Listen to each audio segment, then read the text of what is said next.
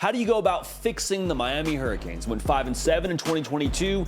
The good news is that's not up to anybody's standards. Of course, the fan base, the good people of Coral Gables, but also internally, Mario Cristobal and everybody in that locker room, they know that they expect better. They know they demand better. That's not their standard, okay? So how do you go about fixing what happened in 2022? Well, Mario Cristobal, listen, here's the deal.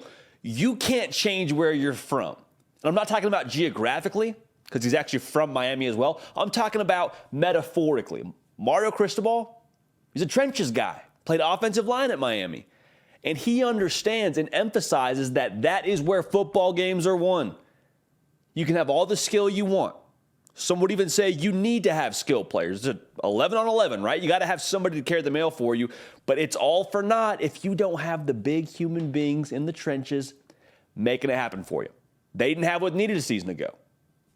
They only ran for 112 yards a game, good for 106th in the country offensively. They allowed 147 yards a game. That's good for 53rd in the country. So that's not going to cut it. So what do? You go to the portal, because remember, that exists. So you go in there like you're shopping, like going to Publix. Go down the aisle, pick out what you want. They took 10 transfers, did Miami? 7 of those 10 are what I would consider to be trench players. So guys that are going to contribute to the run game or stopping the run, essentially. So think linebackers, think tight ends, think offensive line, think defensive line. 7 of the 10 transfers are trench players for Miami. So basically, Mario Cristobal is telling you loud and clear, hey, we need to be better here. I understand that. So we're going to go ahead and get some guys to help us. Also, they went and got a couple of big-time players on the recruiting trail. Francis Malgoa, Samson Okunlola, otherwise known as Pancake Honcho. Dude, that's the coolest nickname in college football. I don't even care. Javion Cohen, another guy via the portal from Alabama. So they went and did some work to revamp the trenches, is what I'm trying to tell you. That's step one to fixing what was the issue when Mario Cristobal took this whole operation over in Coral Gables. Now, very special announcement. If you're watching this right now, you're the only one that's going to hear this. I'm not going to put it on social media just yet. We got Mario Cristobal joining the show on Tuesday. It's going to be a live show, so make sure you're tuned in. It's going to be 10 a.m. Central Time, 11 a.m. Eastern Time. Again, the head coach, the Miami Hurricanes, Mario Cristobal, is joining the program.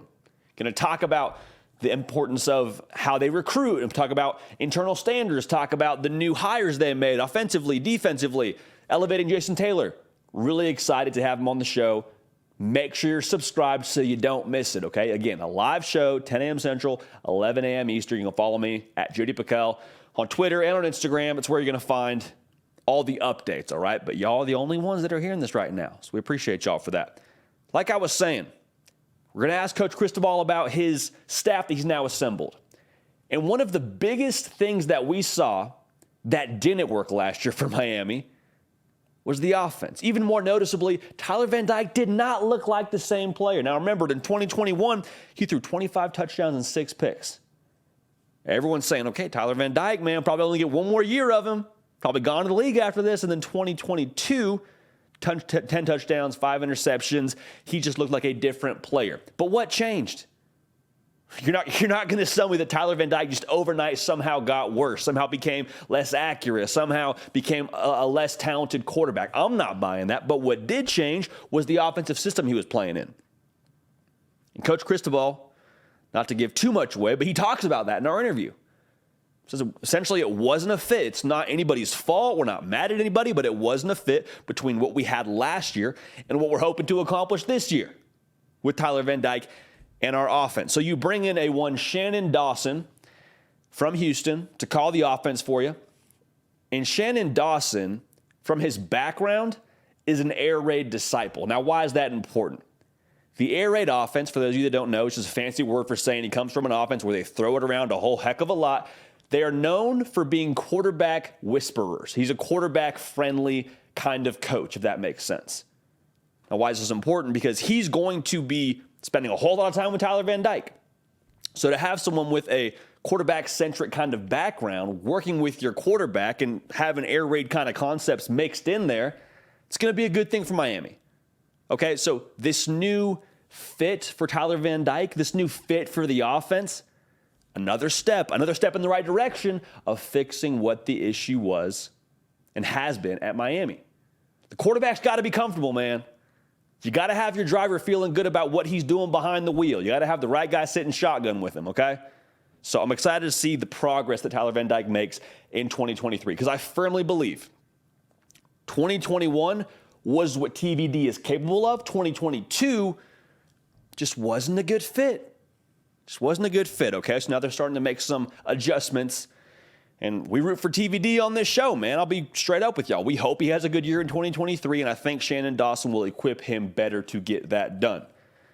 Now, this is all great. This is a part of fixing Miami for the 2023 season, and that's important. But you and I both know this. College football, the programs that do exciting things, the programs that become programs, rather, if you catch my drift, they build the foundation of the operation. They're not going in the portal every other year and trying to get double-digit guys to go and help them to win games next year and just continuing to live, as Josh Newberg says, who's also part of On3, a phenomenal national analyst for us. He says it's not like you're living paycheck to paycheck, going offseason to offseason, getting guys from the portal. Georgia doesn't do that. Alabama doesn't do that. Miami doesn't plan on doing that long term. They're going to build from the high school level. Had a number 6 class in the 2023 cycle. Y'all, they hadn't had a top 10 class since 2012. Okay, so if there is any sort of signal fire you can light to the rest of the college football world that, hey, things are different at Miami, things are going to be different at Miami, it's what they're doing on the recruiting trail. So I'd be excited.